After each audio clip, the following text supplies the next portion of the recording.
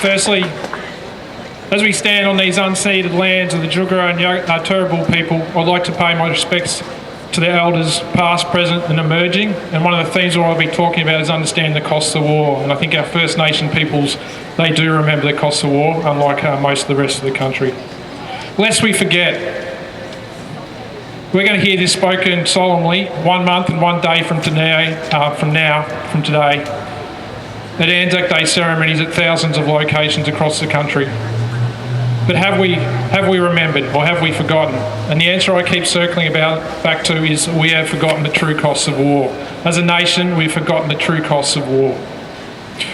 In large part, this is because of our recent experience with war, where we send small numbers of troops overseas to fight wars of choice on the far side of the planet, where for most of us, we don't even know what's going on. We don't even know that people are fighting or dying overseas. And so at the level of the nation, when we go to war, it has been insignificant.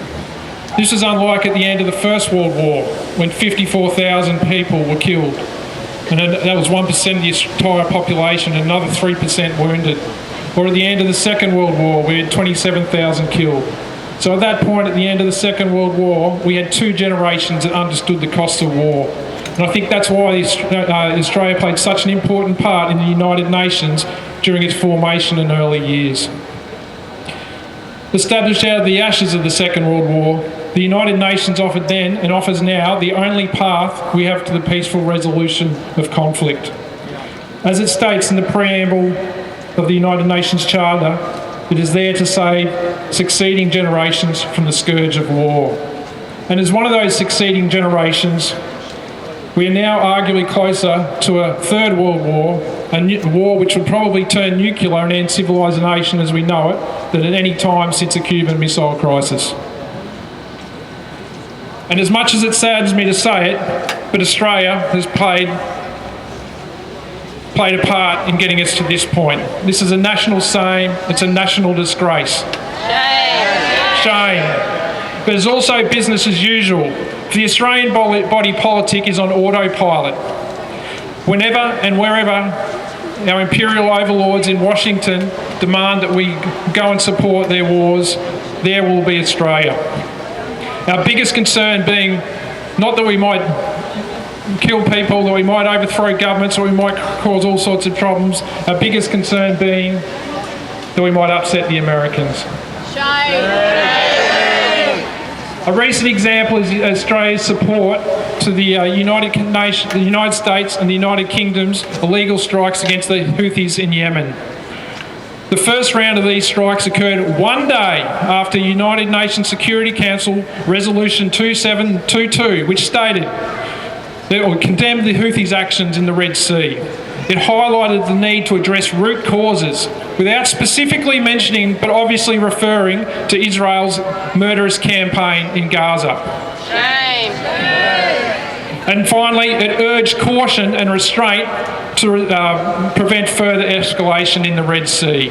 So that 1 day later, what happens? The Australian government supports these illegal strikes, basically giving the middle finger to the United Nations Charter and to international law. These are the actions of a government that has gone rogue.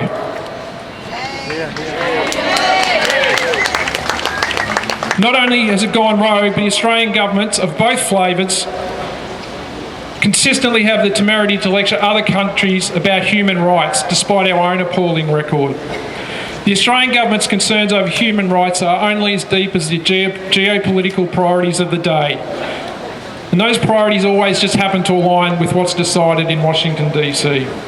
This cynical and hypocritical approach is nowhere more evident than the timidity of Australia's criticism of Israel, or in actions such as ceasing the funding of UNRWA on the allegations released by Israel just 1 day after the International Court of Justice found a plausible case that Israel is committing genocide.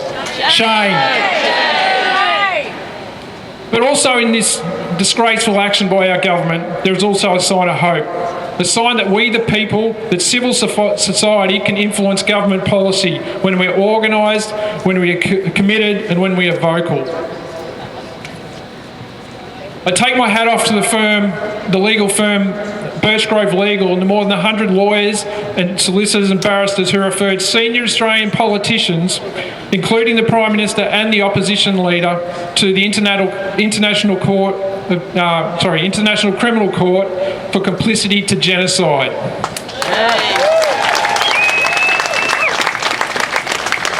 And it is surely no coincidence that just 10 days after this referral, the Australian government restored the funding to the UNRWA. The combined impact of months of protests across the country and the potential to be found in complicit to genocide is bringing some much needed accountability to our elected representatives, but we need damn more of it. Another self-inflicted bipartisan policy disaster is AUKUS. Here too there is hope.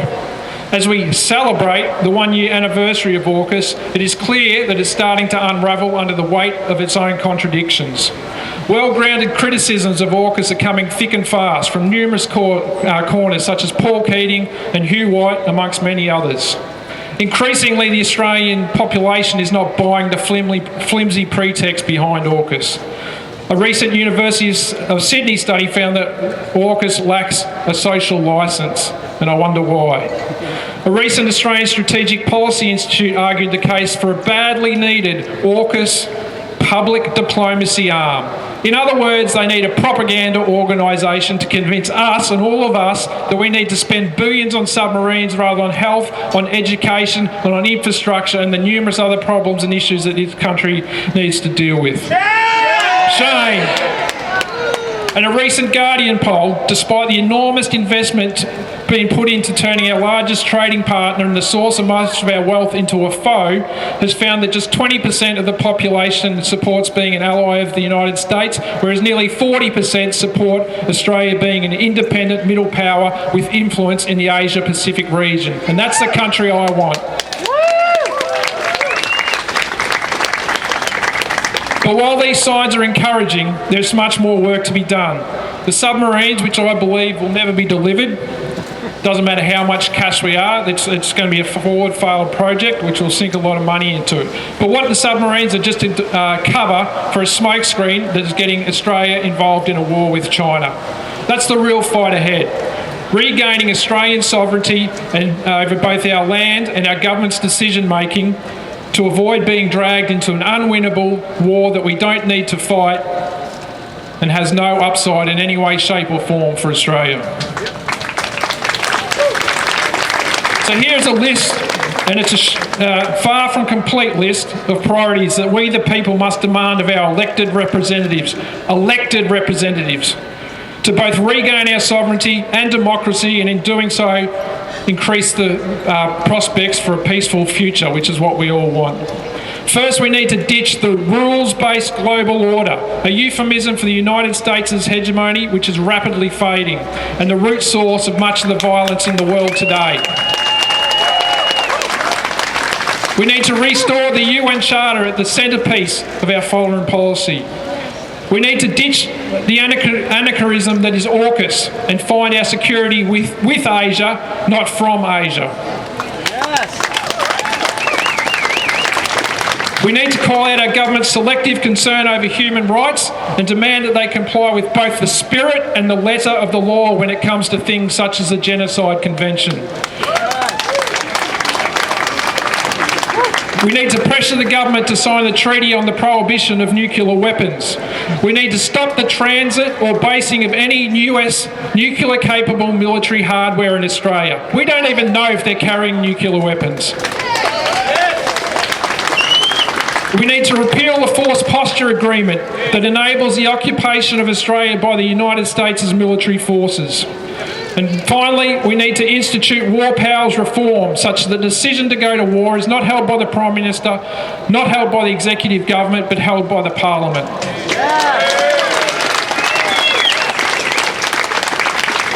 Yanis Varoufakis at the National Press Club recently stated, "Imagine Australia that helps bring a just peace in Ukraine as opposed to a mindless forever war. A non-aligned Australia that is never neutral in the face of injustice, but also not automatically aligned with every warmongering adventure decided in Washington." That is the Australia I want. That is an Australia we can be proud of. And that is the Australia that we need to fight for. An Australia like this can be a force for peace in the world, and let's hope we get there, but it requires each and every one of us and many more of us to stand up and say that's what we want. Thank you.